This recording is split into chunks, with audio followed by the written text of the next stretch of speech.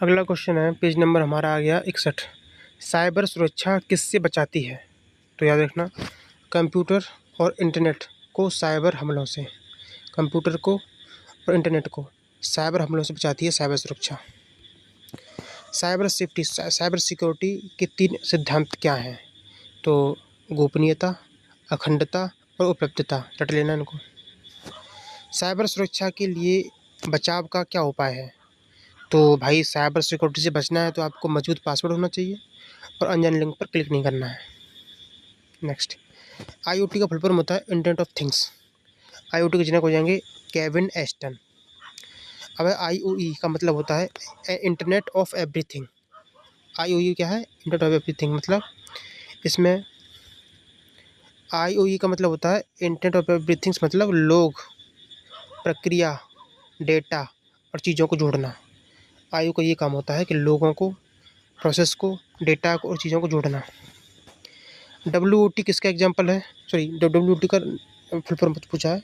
Sorry, डब्ल्यूओटी किसका दूसरा नाम है? तो आईओटी का ही नाम है, इंटरनेट ऑफ थिंग्स का। क्लाउड कंप्यूटिंग क्या है? बता चुका हूँ कि इंटरनेट पर ही डेटा को, प्रोग्राम को स्टोर करना, ये होता है क्लाउड कंप्यूटिंग। क्लाउड कंप्यूटिंग प्रकार पढ़ चुके हैं, 3 होते हैं, public cloud computing, private cloud computing और हाइब्रिड। Public, private, hybrid. अगला क्वेश्चन, अब कौन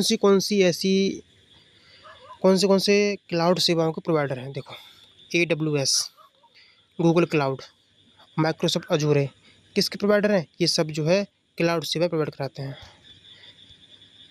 AWS, गूगल क्लाउड और माइक्रोसॉफ्ट अजूर, ये जो है क्लाउड सेवाओं को प्रोवाइड कराते हैं। आईओटी क्या है? तो इंटरनेट से जुड़ा हुआ नेटवर्क जो बिना मानवीय हस्तक्षेप चीज़ों को कंट्रोल करता है।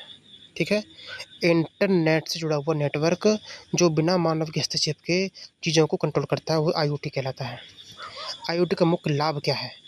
आईओटी का लाभ होता है M2M, मतलब मशीन टू मशीन, मतलब M2M संचार को मजबूत करना।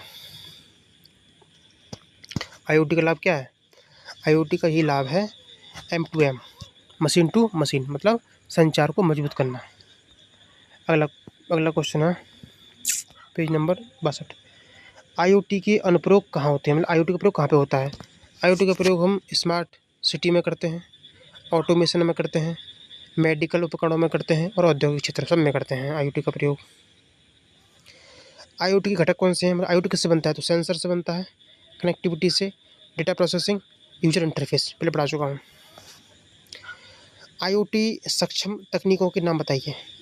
आईओटी में कौन सी तकनीकी प्रयोग की जाती हैं? तो सेंसर का, cloud computing, big data analytics, communication protocol, embedded system, ये सब आईओटी सक्षम तकनीकों के नाम हैं। आईओटी की तकनीक कौन सी हैं? सेंसर है, क्लाउड कंप्यूटिंग है, big data analytics, communication protocol, embedded system. अगला क्वेश्चन है, आईओटी से संबंधित अवधारणा क्या है? तो आईओटी संबंधित अवधारणा है आईओई, मतलब internet of everything. Cloud computing का अर्थ क्या है? फिर से रिपीट हो गया कि इंटरनेट पर ही डेटा को और प्रोग्राम को स्टोर करना। क्लाउड कंप्यूटिंग को मेटाफर क्यों कहते हैं? आप पढ़ो, क्लाउड कंप्यूटिंग को मेटाफर क्यों कहते हैं? देखो, क्योंकि डेटा इंटरनेट पर ही कई यूजरों और लोकेशंस पर उपलब्ध रहता है।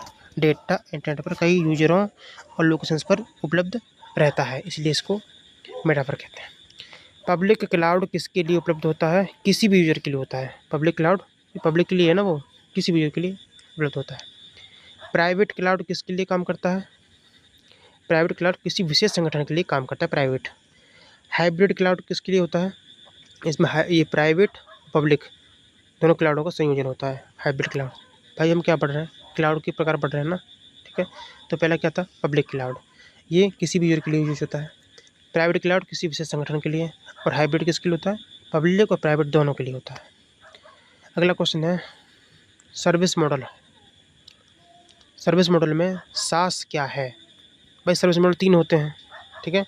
सास, देखो ये सास, पास और आस, SPI, तीन तो हैं सर्विस मॉडल। तो सास क्या है? देखो, सास को बोलते हैं सॉफ्टवेयर एज ए सर्विस, रट लेना इसको। तो सास वेब ब्राउज़र के माध्यम से एप्लीकेशन रन करती है।